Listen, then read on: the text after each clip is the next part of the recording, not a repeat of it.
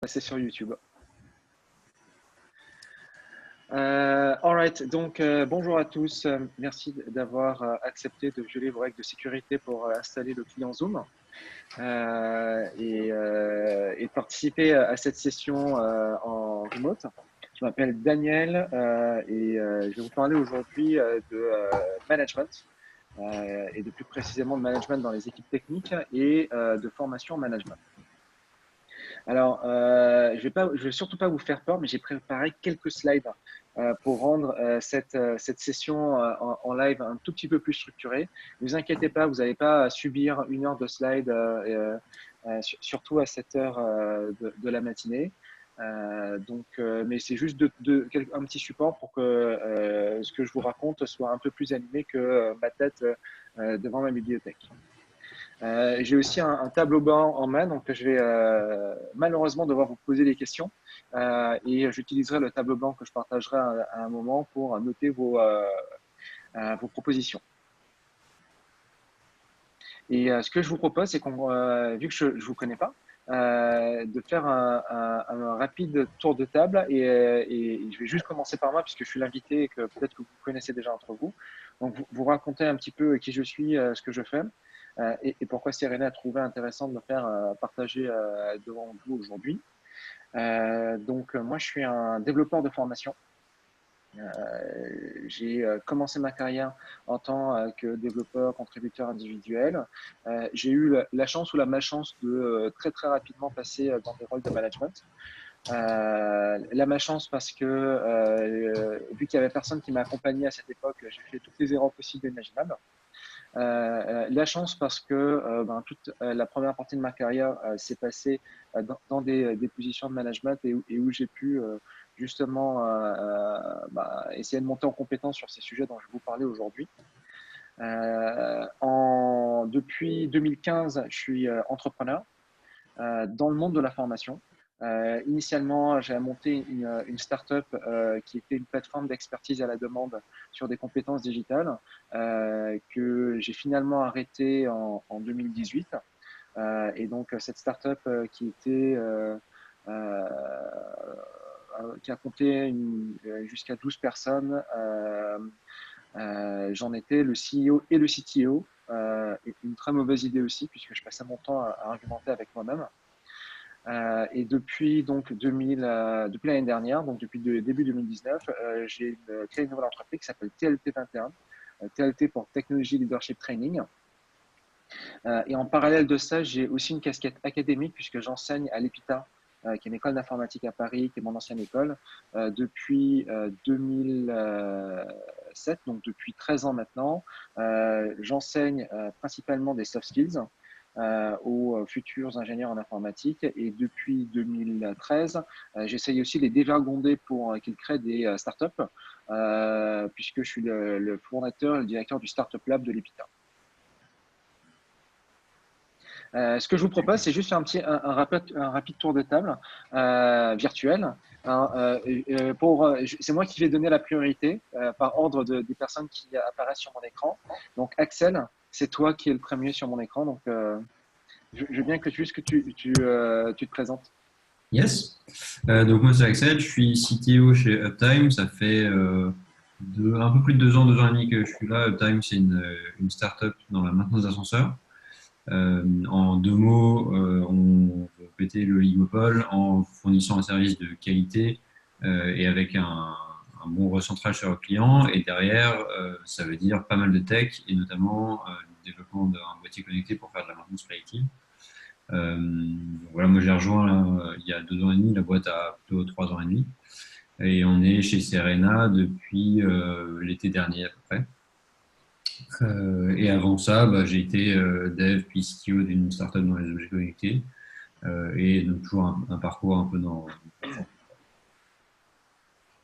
Et vous êtes combien de personnes à la tech? Oui, c'est vrai que c'est un détail important. On est donc 45 à peu près dans la boîte, dont 15 en tech, répartis dans 3 squads. Avec 2 squads soft et data et une squad hardware. Donc là aujourd'hui j'ai un lead dev qui fait du management, un lead dev embarqué qui vient de monter qui va faire du management. Et je suis en train d'en recruter un troisième pour la troisième squad. Ou enfin recruter en interne ou en externe d'ailleurs. Ça marche, top, on va en parler. Ouais. Antoine Fontaine. Du coup, moi, je suis lead dev à Proxy depuis 1 an et demi. C'est ma première expérience en management dans la tech. Et sinon, qu'ajouter de plus? On est une dizaine de développeurs à peu près. On est divisé en deux grandes équipes, mais plutôt horizontales pour cette partie-là, qui est l'équipe back, donc plutôt spécialisée dans le Python, et l'équipe front, qui est sur les technologies front. Et on avait commencé à couper en vertical avec une équipe qui était plus liée au core, enfin au produit historique, une autre qui était plus sur la partie growth et une autre sur la partie productivité interne. Et dernièrement, on a regroupé un petit peu, dû aussi à la situation et tout ça en fait. Donc on a regroupé tout dans la partie core, le produit historique, et on a juste laissé productivité et data qui sont des équipes bien séparées. Voilà, je ne sais pas s'il y a d'autres questions plus ou pas. C'est bon pour moi. Okay. Je passe à Benjamin. Alors, bonjour à tous. Donc, je suis Chief Technology and Data Officer chez Launchmetrics. Donc, on est une solution en cloud de brand performance. On aide les marques de luxe, mode et beauté à optimiser, améliorer leur branding, leur awareness sur le marché et à lancer leurs produits. Donc, du coup, moi, je suis chez eux depuis 5 ans à peu près.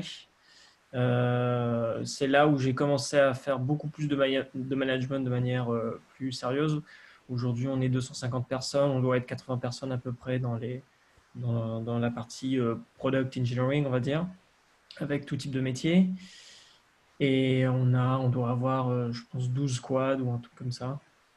Voilà. Et avant ça, j'avais l'idée des plus petites équipes en tant que lead dev ou bien VP Eng de 5-6 personnes. Et j'ai atterri chez Launchmetrics en revendant ma startup à Launchmetrics. On devait être 6-7 à l'époque, je pense. C'était il y a 5 ans. Voilà. Top. Merci. Luc. Alors, enchanté. Du coup, pour moi, du coup, j'étais à Paris avant. J'ai travaillé pour Wing et j'ai rencontré Axel déjà il y a 2 ans. Je ne sais pas si tu t'en souviens. J'avais fait un entretien chez Uptime. Et du coup, j'avais choisi de revenir en Bretagne chez Proxy, qui est une marketplace dans les produits de la mer, pour ceux qui ne connaissent pas. Et comme Antoine, du coup, je suis lead développeur plutôt sur la partie front-end. Et que dire de plus? J'enseigne aussi à la fac où j'ai fait mes études, mais c'est seulement sur des sujets très spécifiques comme JavaScript ou React. Et voilà pour le petit tour. Cool, merci. Elsa. Oui, alors je suis pas du tout CTO, je suis RH. Pour le coup, chez Launchmetrics, je travaille avec Benjamin. Ça fait 7 ans que je suis RH. Je travaille dans différents types d'entreprises et j'ai toujours beaucoup travaillé sur tout ce qui était formation des managers et comment créer des parcours de management intéressants pour tous les types de métiers, avec une spécialisation parce que j'ai rejoint Launchmetrics il y a 6 mois maintenant. Mais auparavant, j'étais dans une entreprise IT et pour le coup, j'avais beaucoup plus travaillé sur toute la partie management des équipes tech. Donc, c'était pour ça aussi que je voulais assister à ce e-meetup. Super, merci. Alors, qu'est-ce qui manque? Qu'est-ce qui est Rita? Rita fait partie de l'équipe Serena. Super. Et donc, oui, mais je veux bien. Désolée, je fais partie de l'équipe Serena. Et donc, Heba et Florent, est-ce que vous voulez aussi vous présenter ou tout le monde vous connaît? C'est bon? Oh, je n'aurais pas cette prétention, cher Daniel. Non, mais pour être très rapide, moi, j'ai rejoint Serena il y a 2 mois maintenant et je suis en charge de la squad, entre autres, de la production de contenu et de m'assurer du bon déroulement des différents événements qu'on organise. Voilà, en gros. Et moi, de mon côté, je fais partie de l'équipe operating et je m'occupe de l'animation de la Tech Squad et c'est pour ça que je suis là pour ce meet-up. Top. Bah, écoutez, merci à tous de vous être présentés. J'espère que j'ai oublié personne. vous avez le pouvoir d'ouvrir et de fermer votre micro, donc n'hésitez pas à m'interrompre si vous voulez poser des questions ou si vous voulez soulever une bêtise que je suis en train de dire. Ça peut m'arriver aussi de temps en temps, surtout quand on est en plein confinement. Ce que je vous propose, donc je vous ai dit que vous alliez devoir subir quelques slides. Je vais juste les afficher rapidement comme ça. Hop. Je vais pouvoir démarrer cette session. Alors, normalement, vous voyez mon écran. Est-ce que c'est le cas? Oui. Parfait. Alors, je vais juste appuyer sur un petit bouton pour que vous puissiez voir ce que je vous raconte en plus grand. Magnifique, j'adore la technologie. Donc ça, je vous ai raconté qui j'étais, ça c'est fait. De quoi je vais vous parler aujourd'hui? Je vais vous parler de trois choses. La première chose dont je vais vous parler, c'est est-ce que les managers sont nécessaires? Parce que certains d'entre vous sont managers, certains d'entre vous ont des managers dans leurs équipes. Il y en a qui sont intéressés par former les managers, mais en réalité, dans la tech, est-ce qu'on a vraiment besoin de managers? Deuxième point que je vais aborder aujourd'hui, c'est quels sont les types de carrières qui s'offrent aux développeurs.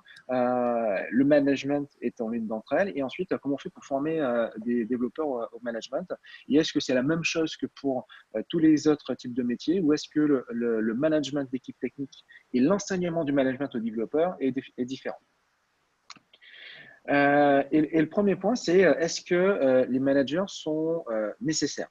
Alors, vous avez tous soit des positions managériales, soit des managers dans vos équipes. Donc, j'ai l'impression que vous allez me dire oui.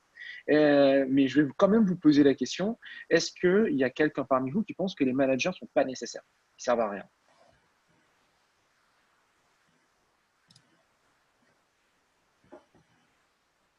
Alors, si vous dites rien, je pars du principe que vous pensez qu'ils servent à quelque chose. Il s'avère que il y a quand même des personnes dans la tech qui pensent que les managers ne servent à rien.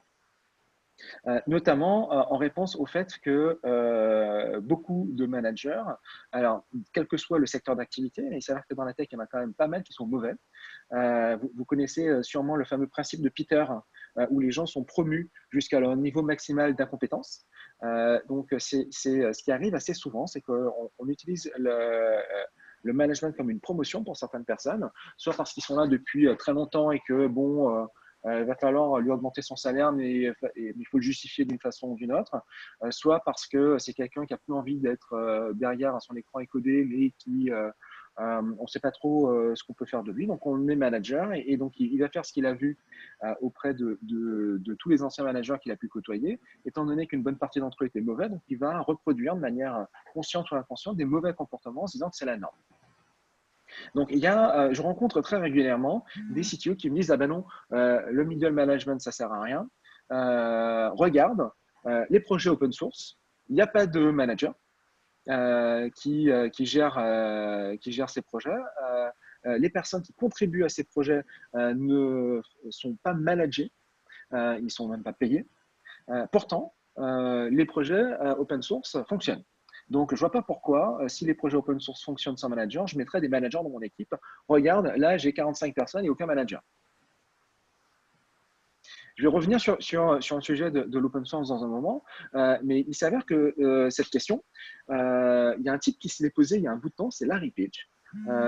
Je ne sais pas si vous connaissez cette histoire, mais en 2001, à l'époque où Google avait juste 2 ans, donc Larry Page avait fait déjà 2 levées de fonds, notamment la fameuse levée de fonds avec Kleiner Perkins, et ils étaient arrivés jusqu'à 400 personnes. Et quand tu as 400 personnes dans ton équipe, ben, tu te dis, je vais mettre des managers. Et c'est ce que disaient notamment la plupart des coachs qui avaient été engagés pour suivre Google. Donc, ils ont commencé à mettre des managers. Et Larry Page voyait la productivité des équipes diminuer. Donc, il s'est dit, le problème principal derrière la baisse de productivité, c'est les managers. Les managers ne servent à rien. Les développeurs sont des gens suprêmement intelligents. Ils peuvent très bien se débrouiller tout seuls. Donc, ce qu'il a fait, c'est qu'il a convoqué toute l'équipe tech dans une salle. Il a dit, bon, les amis, les managers, vous servez à rien. Vous êtes la cause principale du manque de productivité chez Google. Donc, à partir de maintenant, vous êtes tous virés. Vous prenez vos affaires et vous sortez. Et tous les développeurs, vous reportez à un type qui s'appelle Wayne, qui est notre nouveau VP of Engineering. Et c'est exactement ce qui s'est passé. Donc, en gros, les mecs qui étaient managers chez Google, ils ont découvert en séance qu'ils étaient virés. Et comme c'était à l'américaine, ils ont dû prendre leurs affaires et partir directement. En fait, ce qui s'est passé, c'est que ça n'a pas fonctionné. Alors oui, effectivement, tu avais quelques individus qui ont fait youpi, mon manager n'est plus là, je vais enfin pouvoir bosser tranquille. Mais ce dont ils se sont rendus compte, c'est qu'il y a pas mal de problèmes qui ont commencé à arriver, notamment des problèmes d'allocation de ressources, des problèmes de redondance de personnes qui bossaient sur les mêmes sujets sans le savoir, et des problèmes qui étaient beaucoup plus individuels où les développeurs, ils se disaient mais j'ai aucun moyen de savoir si ce que je fais est bien ou pas, et j'arrive pas à me projeter de point de vue de ma carrière chez Google. Et je vous ai dit tout à l'heure, je vais revenir sur les projets open source, c'est la différence majeure entre vos entreprises et des projets open source, c'est que vos entreprises ont des buts. Vous avez fait des promesses à vos investisseurs, vous avez fait des promesses à vos clients, vous avez fait des promesses à vos collègues, et ces promesses se matérialisent sous forme d'objectifs et qui doivent être atteints au bout d'une certaine durée. Ce qui n'est pas du tout le cas des projets open source qui n'ont pas forcément d'objectifs et qui se laissent un petit peu vivre au gré des contributions et de la communauté. Dit autrement, si 100% des gens qui marchent sans but arrivent quelque part. Mais donc, ce n'est pas parce que certains projets open source fonctionnent sur la durée que ce modèle peut être répliqué dans des entreprises qui font des promesses à leurs clients, leurs investisseurs, leurs collaborateurs et qui ont des objectifs à atteindre. Ça, c'est ce que Google a découvert de manière un petit peu difficile, et ça a gardé chez eux ce côté un peu, mais est-ce que les managers sont vraiment utiles? Et donc, quelques années plus tard, en 2009, ils ont lancé un projet qui s'appelle le projet Oxygène, dont les résultats ont été majoritairement rendus publics, qui est une étude de grande envergure sur l'utilité des managers chez Google. Alors, je vais vous partager quelques-uns des résultats dans un moment, mais je tiens quand même à vous dire que c'est une étude qui a été faite chez Google, et donc certains résultats ne sont pas forcément transférables dans d'autres organisations, mais en tout cas, l'état d'esprit qui est derrière est intéressant.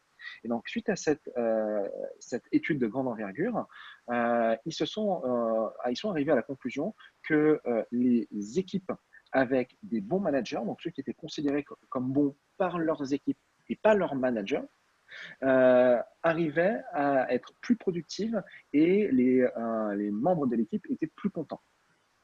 Et ça, c'est quelque chose qu'ils ont réussi à prouver de manière quantitative sur la centaine de milliers de collaborateurs chez Google. C'est à votre tour maintenant de participer à cette session. Donc, je vous ai préparé un petit exercice pour échauffer vos ménages. Je vais vous demander de réfléchir aux managers que vous avez eus dans votre vie. Réfléchissez à ces managers et notamment réfléchissez à ce que vous avez pu identifier, vous, comme étant des bons comportements ou des mauvais comportements.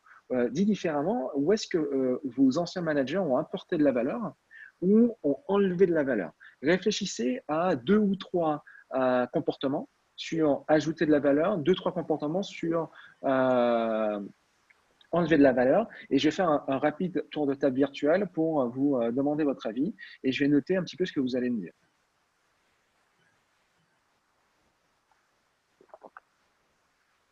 Dès qu'il y en a un qui est prêt à partager, n'hésitez pas à me dire.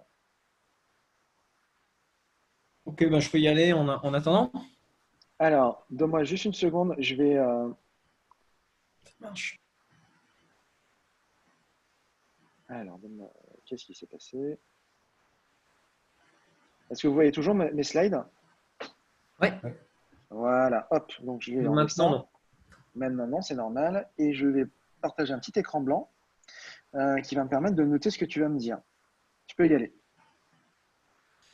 Alors, je vais commencer par le pire manager. Un comportement que j'ai vu, c'est qu'il codait tout le temps.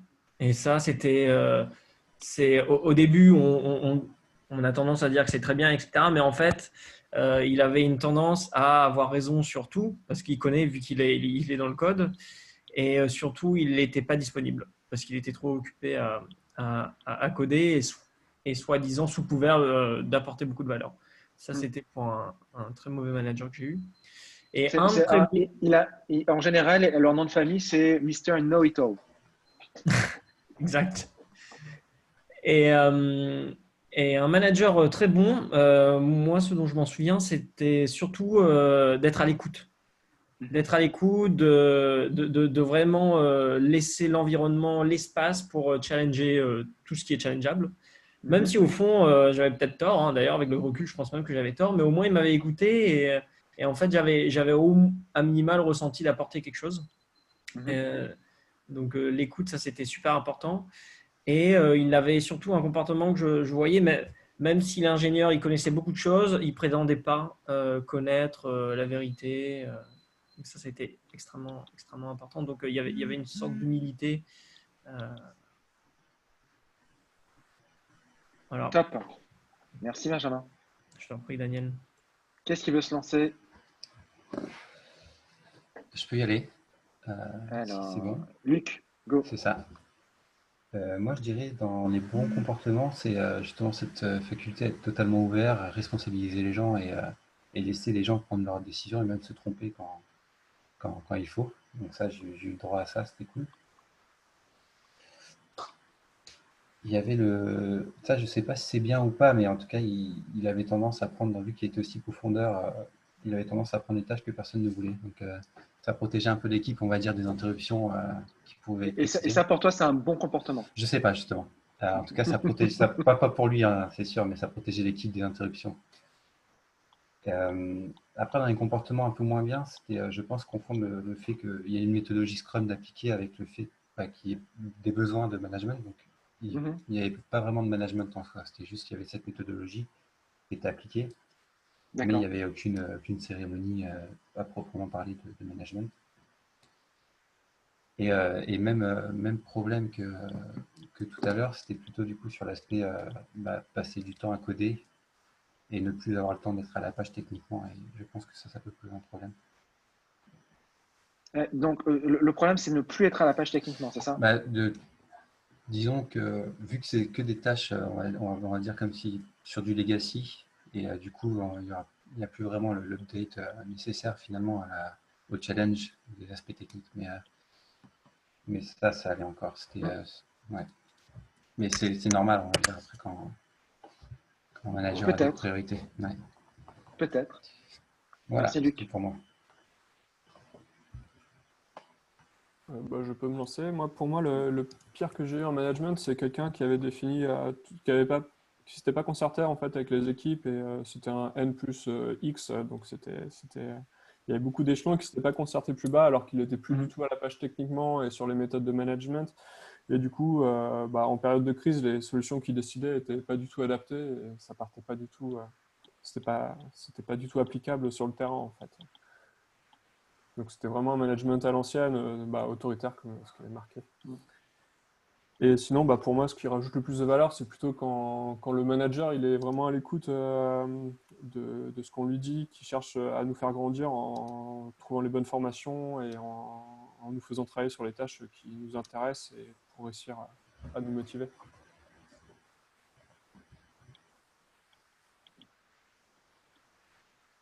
Donc motive, est-ce que ça te va comme attribut? Et puis c'est essayer d'écouter aussi les besoins des gens, quoi. J'ai rajouté un petit plus à côté d'écoute. C'est parfait pour moi. Ok, je peux prendre la suite. Vas-y. J'avais vu en gros deux comportements qui étaient un peu négatifs pour moi. Le premier, c'était le manque de feedback.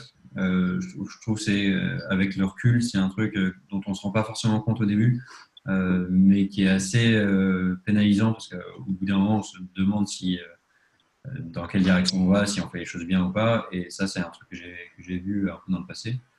Et l'autre truc qui a été un peu problématique pour moi, c'était le manque de transparence que j'ai eu avec des managers qui n'étaient pas du tout clairs sur ce qui se passait dans le reste de la boîte. Donc, problème de contexte, et donc on avait du mal à savoir un peu ce qui se passait, et ça pouvait être un peu générateur de stress même dans certains cas.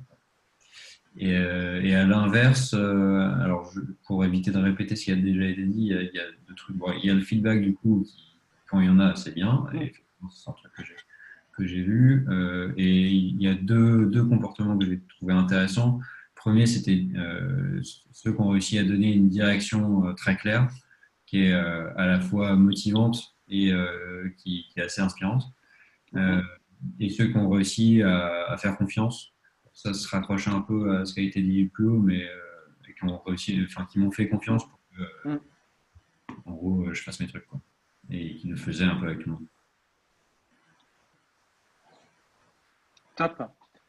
Quelqu'un veut partager aussi, hein, même si vous êtes Elsa, même si tu es pas tech, est-ce que tu veux partager tes expériences? Non, Elsa est partie. Non, pardon, je suis désolée, j'ai l'inspecteur du travail qui vient de m'appeler. Je reprends dans 5 minutes. Ça marche, ok, on continue sans toi. Top. Donc, ce que vous voyez à l'écran, ce qui est intéressant, c'est que ça ressemble beaucoup à ce qui a été trouvé chez Google. Donc, je reviens sur ma petite présentation.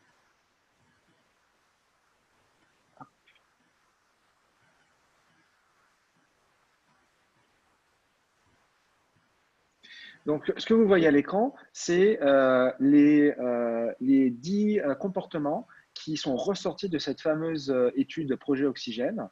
Vous voyez que certaines de vos contributions se retrouvent ici. On voit donc les coachs des équipes, leur donne du pouvoir, donc les habilite et ne fait pas de micromanagement, crée un esprit, un environnement d'équipe et vraiment véritablement intéressé au bien-être de chacun et orienté résultat et donc contribue à la productivité de l'équipe. Est un bon communicateur, c'est-à-dire qu'il écoute bien, et ça c'était un des premiers trucs que vous avez dit, mais également partage les informations de manière claire. Il aide et accompagne au développement de la carrière individuelle des membres de l'équipe, donne une vision claire et une direction claire à la stratégie de l'équipe. Ça, c'est ce qu'Axel a dit aussi. Je ne sais plus qu'est-ce qu'il parlait des compétences techniques.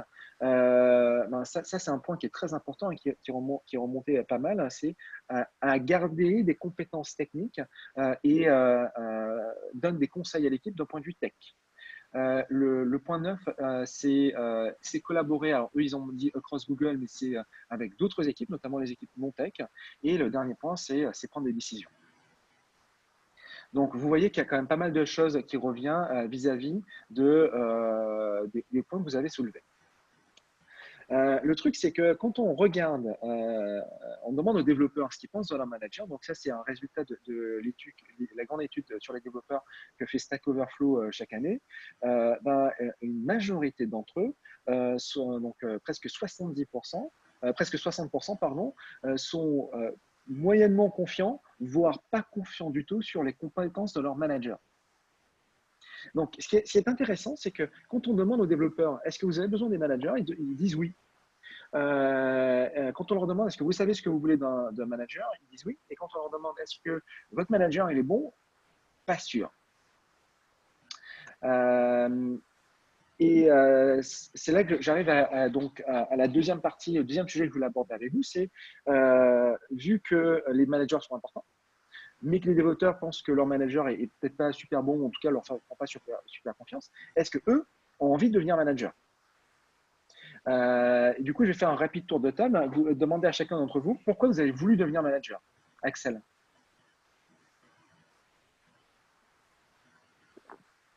Ah, je t'entends pas, ton micro est coupé. Oui, effectivement. Pourquoi j'ai voulu devenir manager? Parce que je trouvais que c'était le meilleur moyen de participer à la croissance de la boîte et que moi, c'est une des raisons pour laquelle je suis arrivé chez Uptime. Et que c'est un skill que je n'avais pas avant, que j'ai envie de développer. Top. Antoine. C'est un petit peu pareil, moi, c'est des compétences que j'avais envie de développer. Également, je pense que c'est le meilleur moyen de pousser ses idées auprès de l'entreprise pour aller dans la bonne direction techniquement. Luc? Moi, j'aime bien aider les gens et leur apprendre des choses si je le peux, comme toi, Daniel, avec le professorat. Et oui, je pense que c'est une suite un peu, pour moi, logique où justement on peut pousser plus d'idées, avoir plus d'impact finalement et essayer de élever les gens vers le haut. Donc, c'est quelque chose qui me plaît énormément. Cool. Benjamin? Moi, c'est un peu par on va dire, c'est le côté naturel des choses qui a fait que je suis passé manager. Mais je dirais pour la petite histoire, je suis passé CTO parce que justement, mon ancien CTO, mon boss en l'occurrence, était plus lead dev que CTO d'un groupe de 60 personnes, enfin d'une partie tech de 60 personnes. Et ça, en fait, c'est dangereux. Top. Alors, il s'avère que vous êtes aujourd'hui des techs qui sont devenus managers, mais quand on demande aux techs, aux développeurs s'ils veulent devenir managers, là pour le coup, presque 70% disent non ou je suis pas sûr. Donc, ce qui est intéressant, c'est que je reprends un petit peu la logique que je suis en train de dérouler, hein, c'est qu'on a besoin de managers. Les développeurs savent exactement ce qu'ils attendent de bon manager. Sauf qu'ils n'ont pas super confiance dans le manager et très probablement, mais attention, n'y voyez pas une conséquence directe, très probablement, c'est une des raisons pour lesquelles ils n'ont pas du tout envie de devenir manager. Ce qu'il y a de pire qu'un développeur qui ne veut pas devenir manager, c'est un développeur qui veut devenir manager pour les mauvaises raisons. Et ça, l'une des raisons pour laquelle certains veulent devenir manager pour les mauvaises raisons, c'est faire plus d'argent. Alors, ça, pour le coup, on a la chance de travailler dans une industrie qui est l'industrie de la tech, où en réalité, on n'a pas forcément besoin de progresser en tant que manager pour gagner plus d'argent. Et ça, heureusement, la majorité des développeurs s'en rendent compte, plus de 50% sont très au courant qu'ils n'ont pas besoin de devenir manager pour gagner plus d'argent.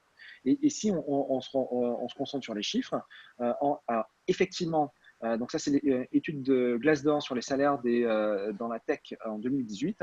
Le poste avec le plus haut salaire, c'est bien entendu manager, mais par contre, on regarde, on voit que tous les autres postes qui sont juste en dessous en termes de salaire, architecte,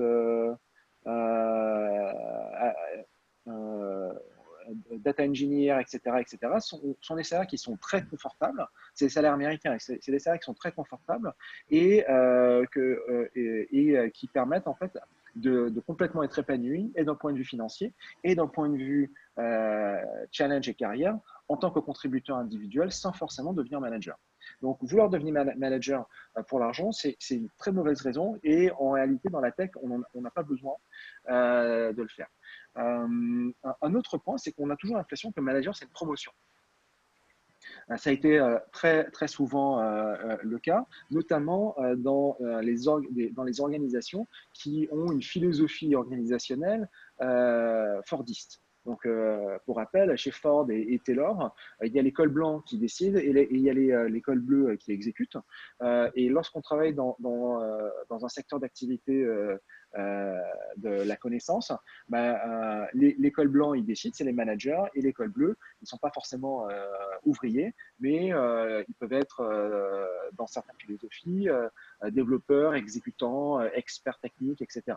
Ça a été le cas dans beaucoup d'anciennes entreprises dans lesquelles la seule manière d'évoluer, c'était de devenir manager. Sauf qu'en fait, manager, ce n'est pas une promotion.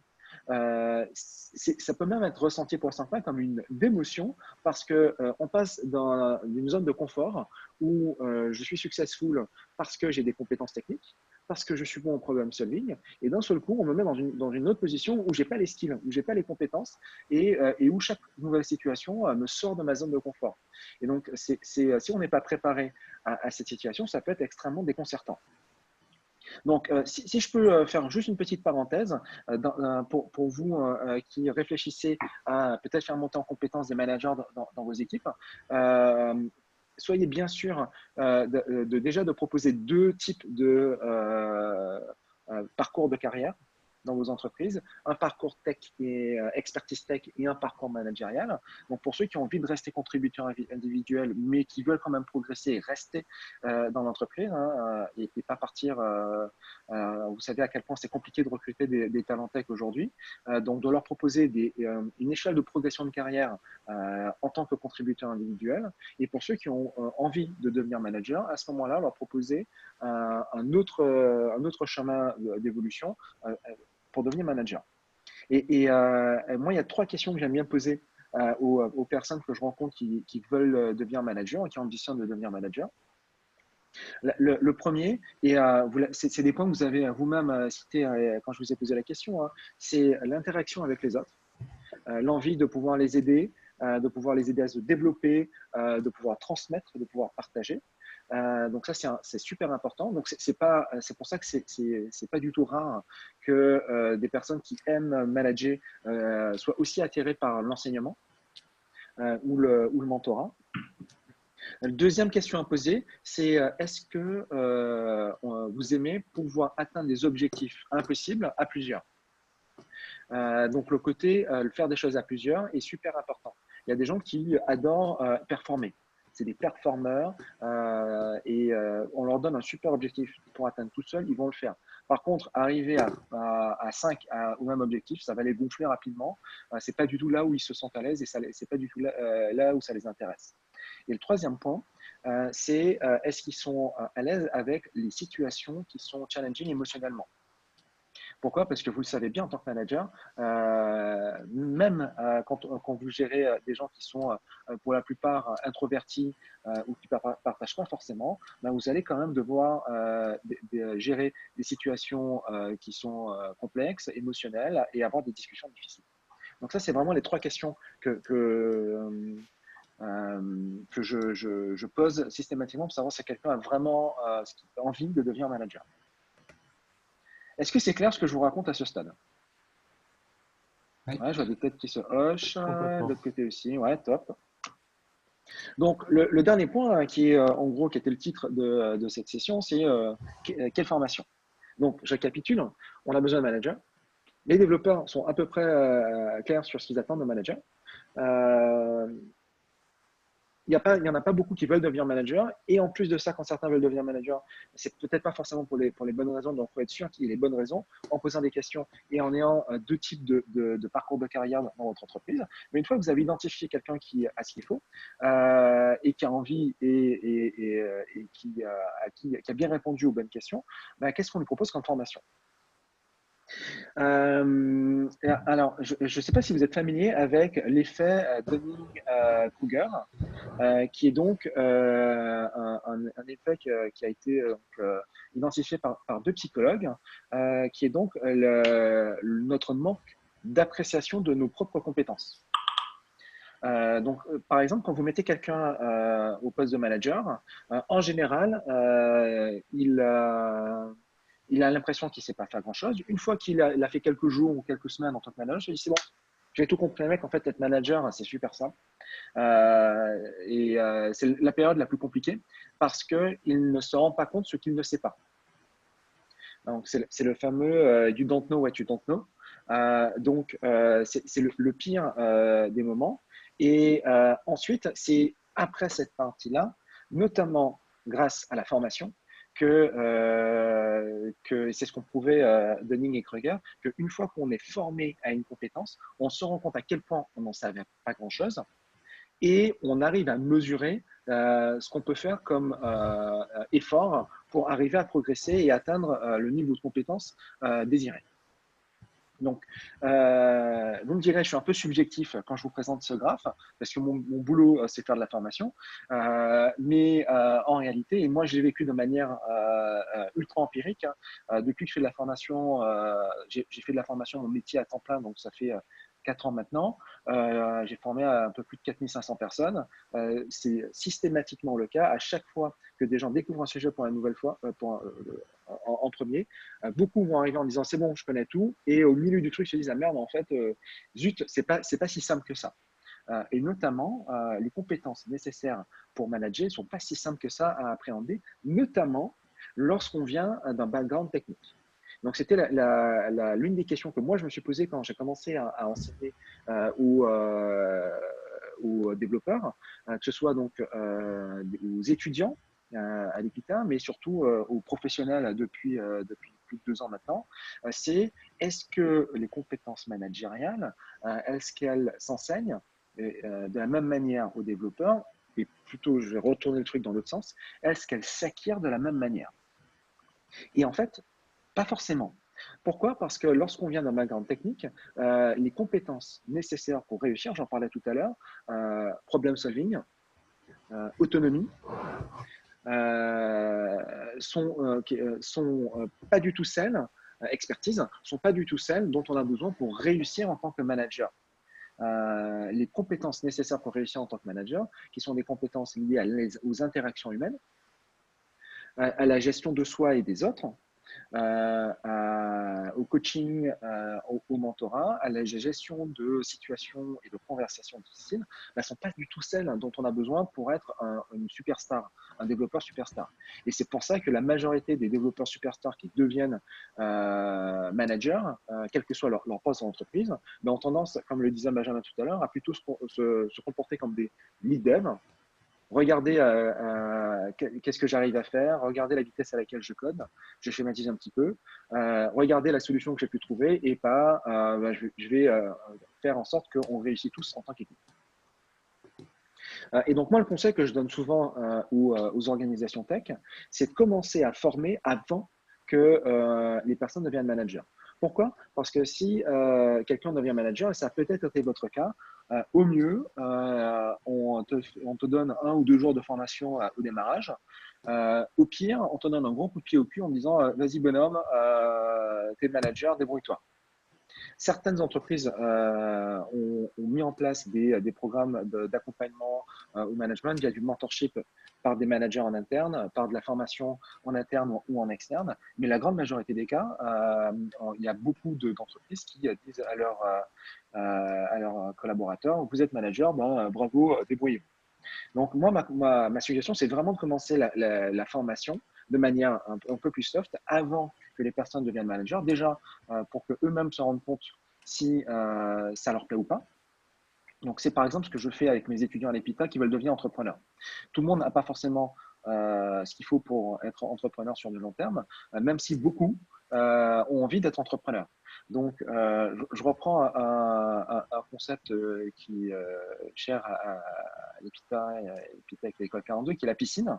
Donc, je leur fais une sorte de piscine entrepreneuriale où je recrée en conditions de laboratoire la difficulté d'être entrepreneur. Et si ça leur plaît, à ce moment-là, cool, vous avez démontré qu'en plus de votre volonté, vous avez la résilience nécessaire pour devenir manager, pour devenir entrepreneur dans leur cas.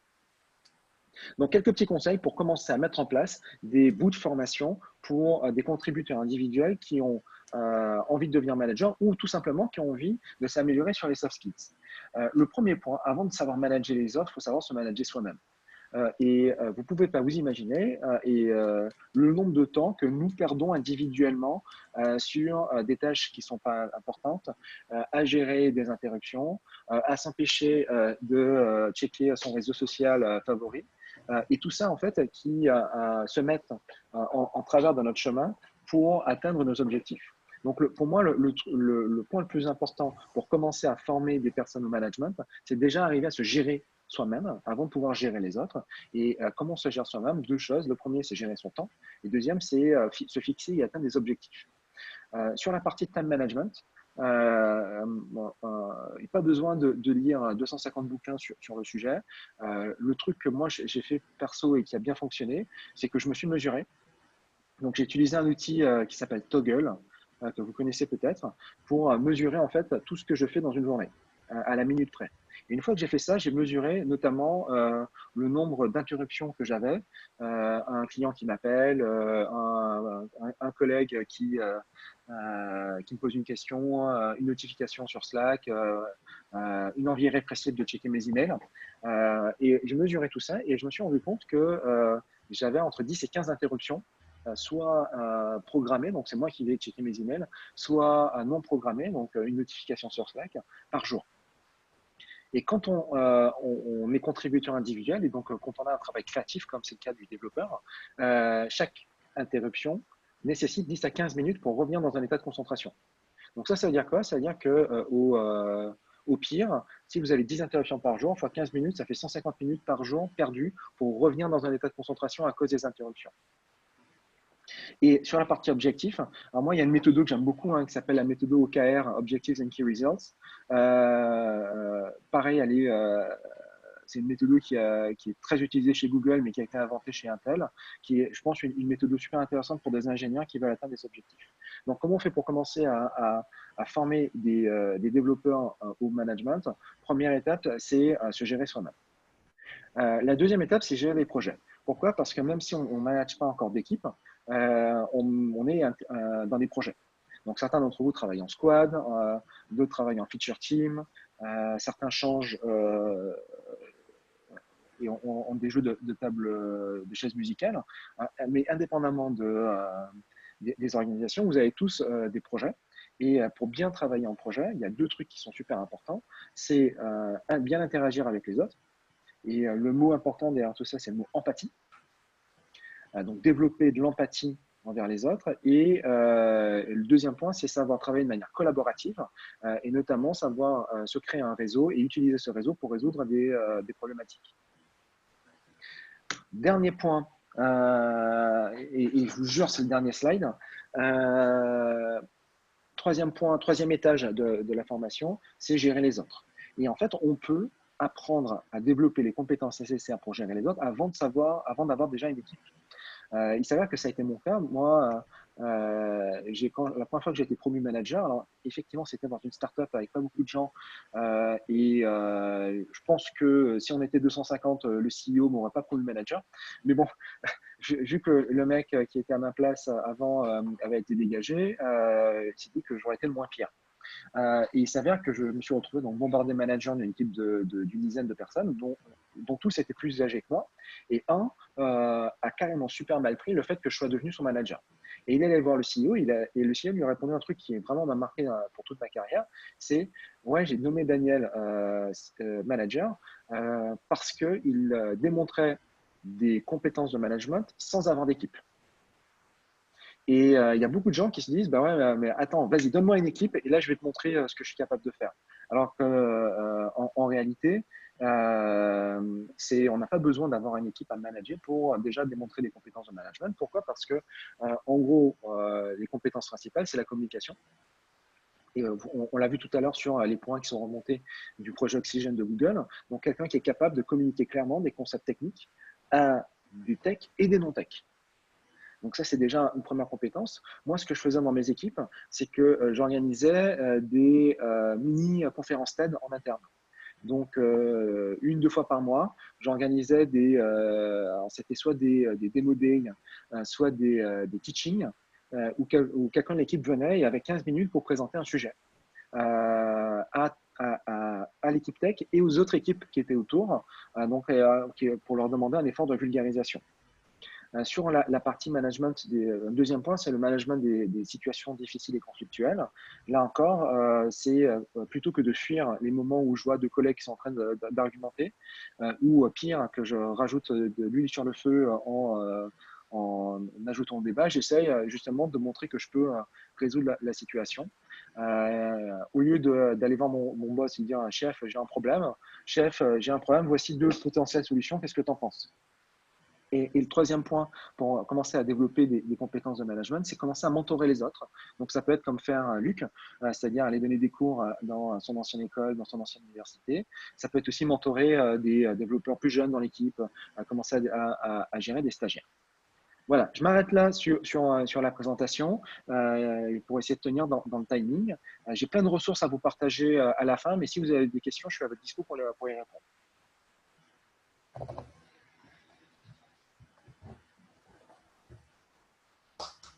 Pas de questions? C'est clair pour tout le monde? C'était très clair, merci Daniel. Moi, j'ai une question par rapport au manager. De ton point de vue, Quel est le ratio de temps qui doit être passé entre effectivement la partie très soft skills, etc., et la partie un peu plus hard skills, un peu plus expertise, puisqu'à la fin, communiquer avec les développeurs, il ne faut pas non plus leur raconter du bullshit en tant que manager. Donc, quel est ce ratio? Pour te donner un peu plus de contexte, chez Launchmetrics, même si j'ai lu beaucoup de bouquins comme quoi, quand tu as un super engineering manager avec plein de reporting, que ce mec il est mastoc, il peut ne pas faire de code, il peut vraiment leader 20 personnes, 15-20 personnes avec des OKRs, etc. En revanche, chez moi, je remarque que les mecs qui performent le mieux, c'est vraiment les managers qui sont restés avec la réalité, qui codent encore un tiers à voir jusqu'à 50% de leur temps. Et c'est là où ça se passe le mieux. Donc, quelle est ton approche? Est-ce que c'est une histoire de maturité? Est-ce que c'est une histoire de timing? C'est une super question et j'aurais voulu te donner une réponse qui fonctionne dans tous les cas, mais il n'y en a pas. C'est qu'en gros, tu as vraiment deux écoles dans l'engineering management. Tu as l'école où les managers ne font que du management. C'est le cas chez Slack, c'est le cas chez Apple, c'est le cas chez Google, où les managers dévouent 100% de leur temps au management de leurs équipes. Donc, leur production, c'est uniquement la production de leur équipe. La même manière que quand tu es le coach d'une équipe de foot, tu ne vas pas venir rentrer en cours de match pour planter un but. Tu as une deuxième école qui est de dire si le manager n'est pas impliqué dans la production du code, si lui-même ne met pas les mains dans le cambouis, l'équipe va moins bien performer, notamment parce que lui sera plus déconnecté des besoins de l'équipe et prendra des mauvaises décisions. En fait, la bonne organisation, c'est celle qui fonctionne bien pour ta boîte. Par contre, ce qu'il faut comprendre, c'est pourquoi il y a des organisations qui ont des managers qui font que du management.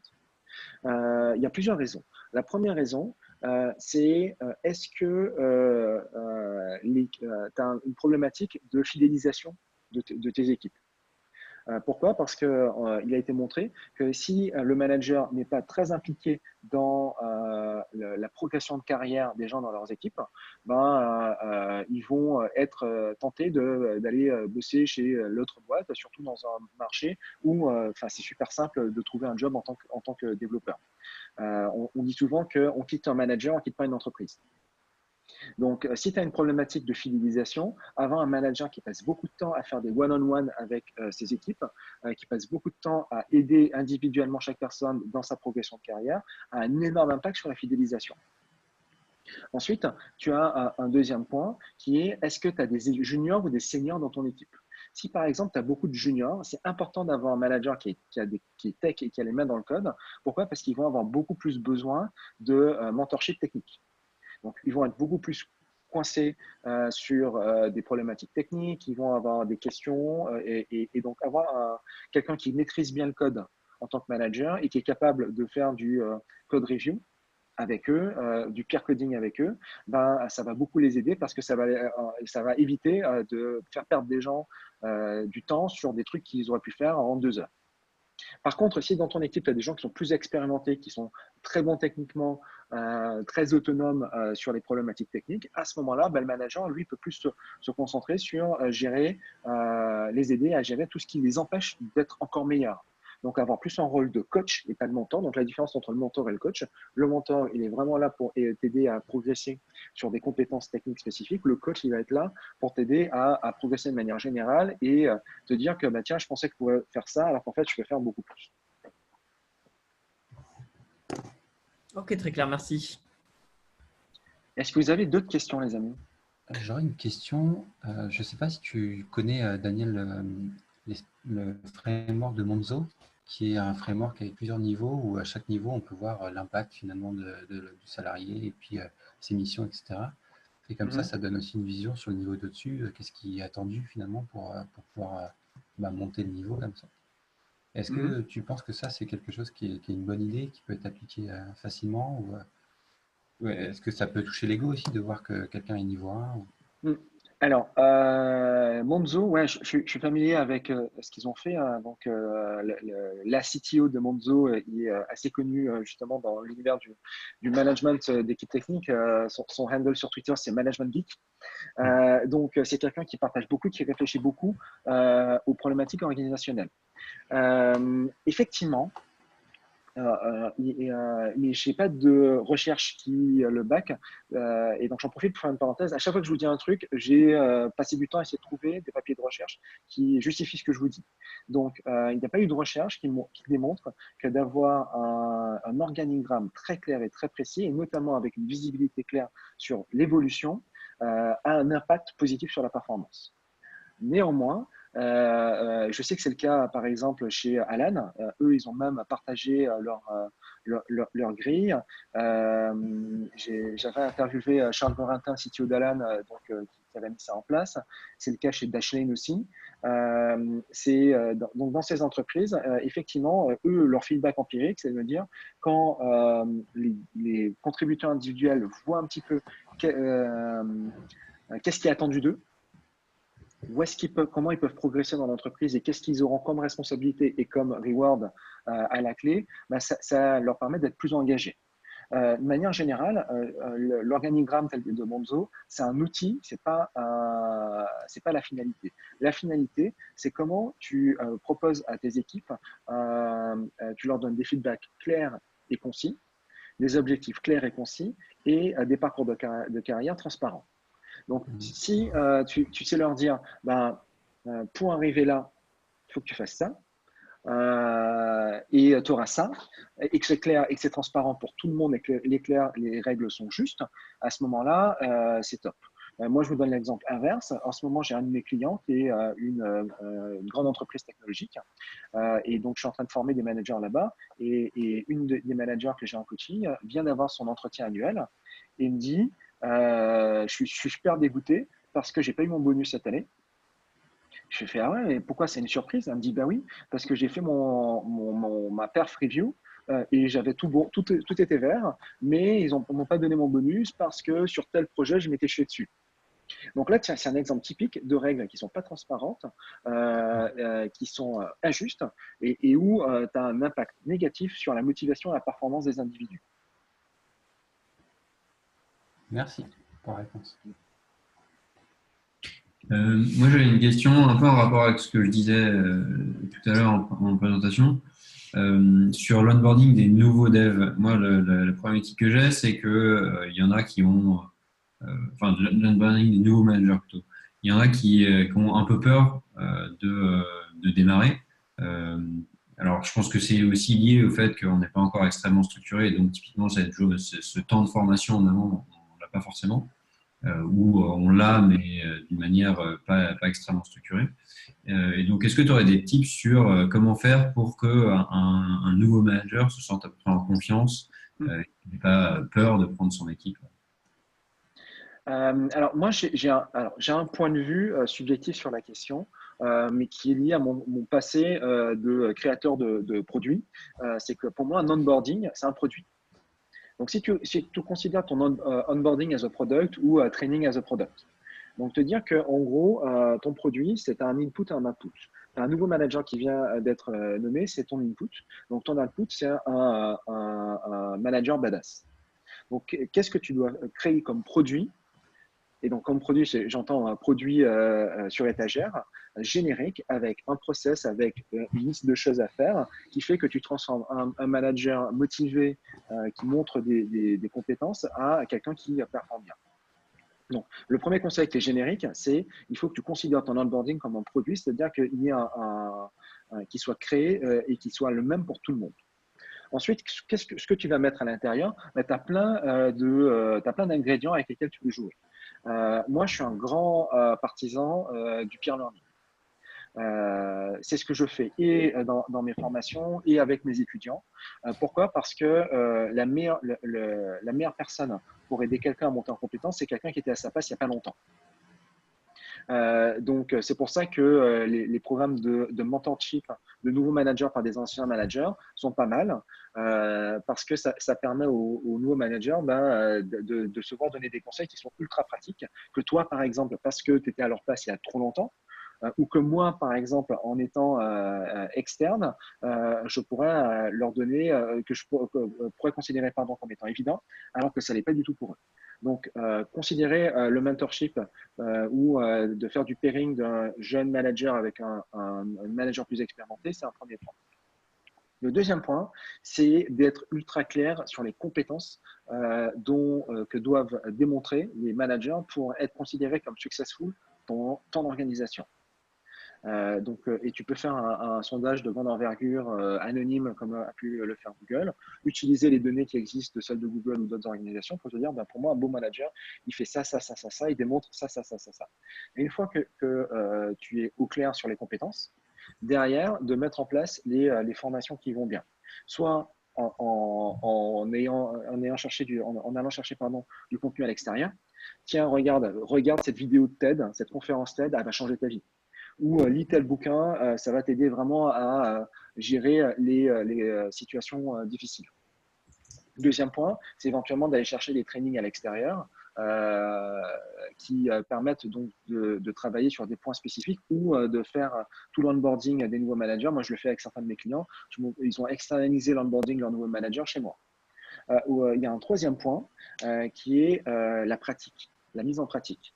Et de la même manière que tu n'apprends pas à coder en juste regardant des vidéos, tu as besoin de commencer à taper pour apprendre, tu n'apprends pas à gérer des situations difficiles en lisant un bouquin sur les situations difficiles. La meilleure façon de gérer des situations difficiles, c'est de s'entraîner. Et s'il y a un secteur d'activité où ils ont bien compris ce truc-là, c'est l'armée.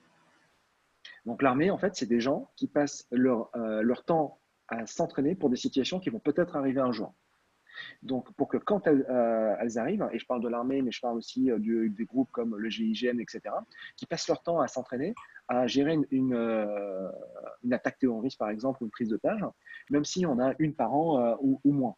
Mais par contre, ils vont simuler ce qui se passe pendant une prise d'otage pour que quand ça arrive pour de vrai, ils aient des meilleurs réflexes. Tu peux faire la même chose sur des soft skills. Tu peux simuler une discussion difficile avec un client. Tu peux simuler un coaching. Tu peux simuler des présentations. C'est ce que je faisais par exemple avec mes équipes où ils devaient faire des présentations très régulièrement. Donc, à force de s'entraîner, quand ils devaient faire une présentation à un meet-up devant 100 personnes, c'était facile parce qu'ils l'avaient déjà fait plein de fois. Ok, super clair, merci. Est-ce que une dernière question? Je ne vais pas vous prendre trop de temps, c'était dit 1 heure. Et moi, ce qui m'interroge, si jamais il n'y a pas d'autres questions, dans le cas d'Axel, c'est la légitimité d'un nouveau manager technique sur un produit qui a déjà un peu de temps, qui arrive finalement. Souvent, j'ai cette phrase en tête que les meilleurs managers sont finalement internes du côté technique, parce qu'ils ont cette connaissance produit et tech qui est importante. Et comment construire justement, dans le cas d'Axel, une légitimité de manager dans une équipe qui est déjà bien en place? C'est une super question. Sachant qu'en plus, j'en ai pas parlé, la majorité des nouveaux managers sont atteints du syndrome de l'imposteur. Donc, une fois qu'ils prennent leur position, notamment quand tu dois commencer à manager des équipes où les mecs sont meilleurs que toi, là, tu dis, mais attends, je vais devoir manager Luc, mais Luc, c'est un tueur en front-end. Je ne comprends pas comment je vais pouvoir le manager. Et c'est une réaction qui est complètement normale, mais par contre, elle n'est pas bonne parce que ce n'est pas le rôle du manager.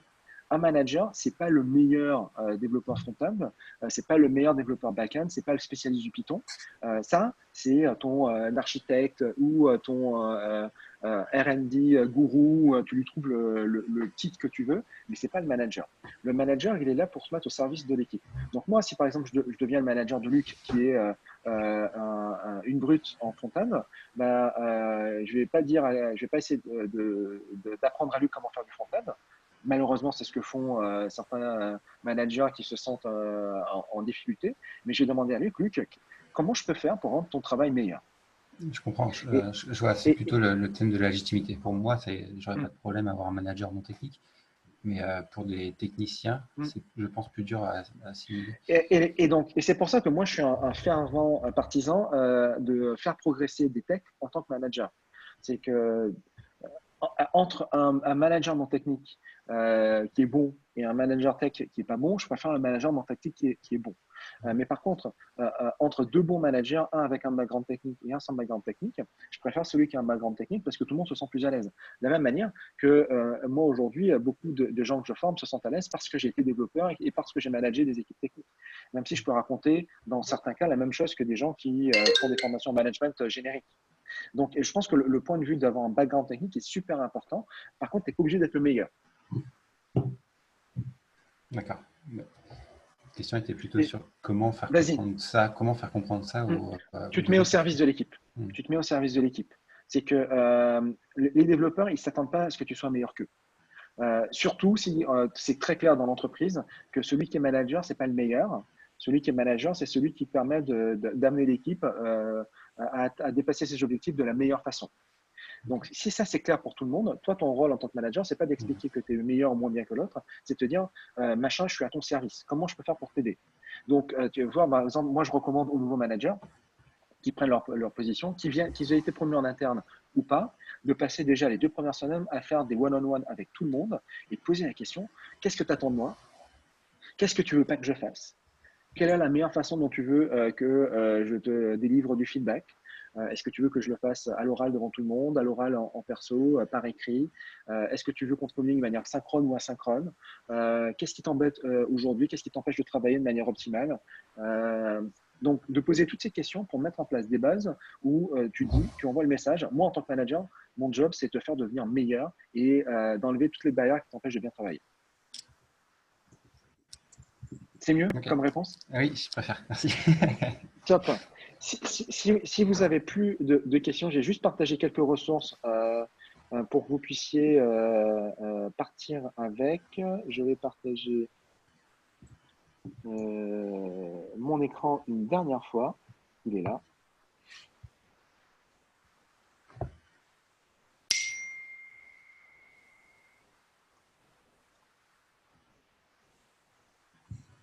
Non. Alors, désolé, il a disparu. Donc, je vais juste prendre deux secondes. Si vous avez une question, profitez-en.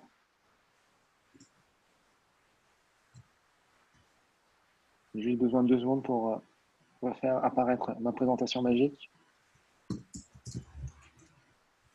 Question plutôt sur le ratio, le nombre de personnes qu'un manager doit ou peut gérer.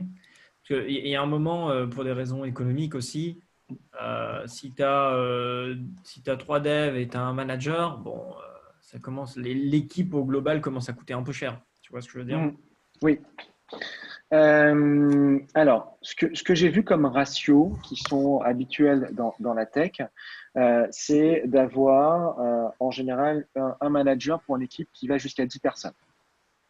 Effectivement, tu as des mecs qui managent 20, 30 personnes, mais en réalité, si tu veux passer du temps qualitatif avec chaque personne dans ton équipe, à 20 personnes, tu n'as pas le temps de le faire. Tu vas passer tes journées à faire des one-on-one. Donc, jusqu'à 10 personnes, c'est, je pense, un bon ratio manager-équipe.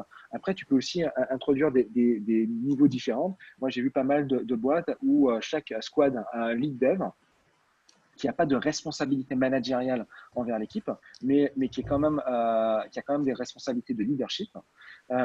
Et derrière, un manager qui, lui, va vraiment s'occuper de réfléchir au développement individuel et à l'organisation. Ok, dans ce schéma-là, ça veut dire que le manager peut gérer une vingtaine de personnes pratiquement. Dans ce schéma-là, il peut gérer une vingtaine de personnes si tu as à chaque fois 4 ou 5 lead devs. D'accord. Et une autre question, donc en dehors de cette question-là, c'est au niveau métier, est-ce que c'est mieux d'avoir un manager qui gère des gens d'un même métier? Donc là, on parlait des développeurs en l'occurrence, mais la réalité, c'est que l'engineering, c'est voilà, tu peux avoir des data analysts, des QA engineers, des QA automation, des développeurs front-end, des développeurs back-end, etc. Est-ce que le manager doit être manager d'une équipe pluridisciplinaire ou pas? C'est quoi les pros and cons? Alors, là encore, ça va aussi beaucoup dépendre des êtres humains qui sont dans ton organisation. Tu as des gens qui réfléchissent de manière très horizontale et donc qui sont très à l'aise pour pouvoir manager une équipe tech, une équipe QA, une équipe product. Ça a été mon cas, par exemple. Moi, j'avais tout le monde en dessous de moi, donc produit, QA et tech. Mais c'est pas le cas de tout le monde. Notamment, et surtout, c'est pas le cas quand tu commences à avoir des équipes qui sont très grandes. Donc, à partir d'un certain moment, moi, j'ai jamais managé des équipes de centaines de personnes, mais à ce niveau-là, tu as quand même besoin d'avoir des personnes différentes. Tu as un autre argument sur la séparation des pouvoirs. C'est que quand tu as une tête pour tout le monde, tu as beaucoup plus de mal à argumenter avec toi-même. Et pour avoir une entreprise tech qui fonctionne bien, tu as besoin d'avoir de l'affrontement sain entre product, tech et tout ce qui est front client. Sinon, tu arrives à des situations où tu es une entreprise sales-driven, donc le client a toujours raison.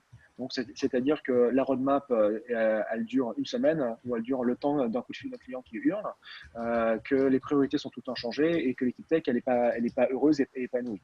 Ou tu as des équipes qui sont tech-driven et quand il y a un client qui demande un truc, tu dis demain, Inch'Allah, et si ça arrive dans 12 mois, c'est mieux. Donc, tu as quand même besoin d'avoir cet affrontement sain entre la tech, le produit et le client pour avoir quelque chose qui puisse convenir à ton organisation. Ça, c'est un autre argument pour avoir des têtes différentes. Donc, juste pour terminer, si j'ai bien répondu à ta question, Benjamin. Cool. Donc, juste pour terminer, quelques petites ressources pour vous faire réfléchir et je vous promets, c'est la dernière chose qui vous sépare de votre déjeuner.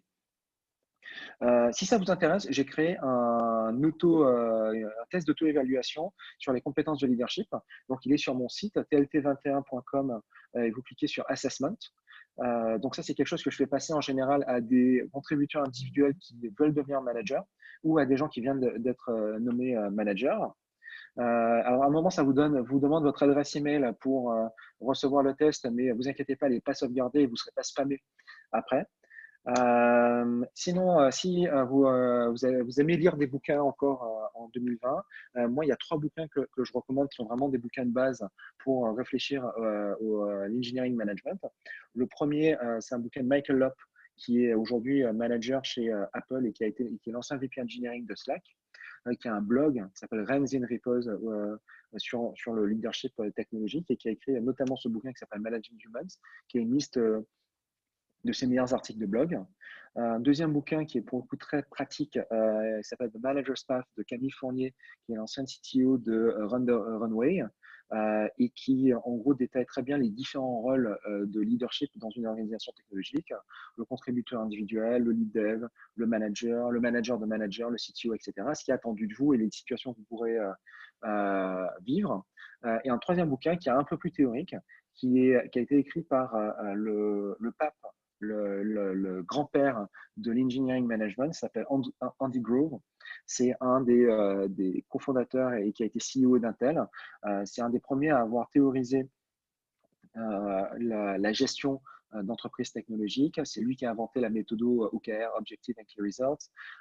Et ce bouquin sur High Output Management, c'est vraiment une super introduction au design de système. Donc, comment qu'une équipe, c'est un système, et comment je design ce système de la manière la plus optimale possible pour avoir le meilleur output possible. Si vous êtes intéressé, ça c'est la petite partie pub. Donc, mon métier, c'est de faire des formations pour les développeurs qui sont devenus managers.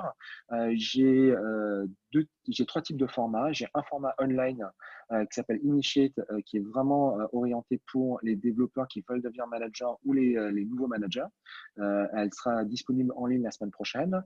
J'ai un deuxième format pour des gens qui sont déjà managers pour les aider à monter en compétence sur certains points spécifiques, qui se fait soit en présentiel quand on n'est pas en confinement, soit en live remote comme je suis en train de le faire en ce moment. Et j'ai un troisième format qui est un format de coaching, qui est un coaching de CTO, où mon rôle, c'est de renvoyer la balle très fort pour améliorer son coup droit ou son revers. Voilà. Je vous remercie pour votre attention. J'envoie chaque semaine une newsletter avec mes meilleures ressources et bonnes pratiques sur le management, l'engineering management. Donc, si ça vous intéresse, vous pouvez vous inscrire à cette newsletter, garantie 100% sans spam. C'est bon pour moi. Est-ce que ça vous va, Heba et Florent? C'est top. Merci beaucoup, Daniel. J'espère que ça a été utile pour tout le monde et puis n'hésite pas à nous partager que ce soit ta présentation ou la vidéo pour qu'on la mette en ligne sur la squad et qu'on en fasse profiter aussi tous ceux qui n'ont pas pu se joindre à nous ce matin. C'était très instructif en tout cas. Merci beaucoup. Daniel. Merci. Merci à tous. beaucoup. Dernière question, journée. tu as agréé Oui. un organisme de formation ou pas? Oui. Ok, super. Merci. À plus. Bonne journée. À plus. Très bonne journée à Bonne journée. tous. Au revoir. Bonne journée, au revoir.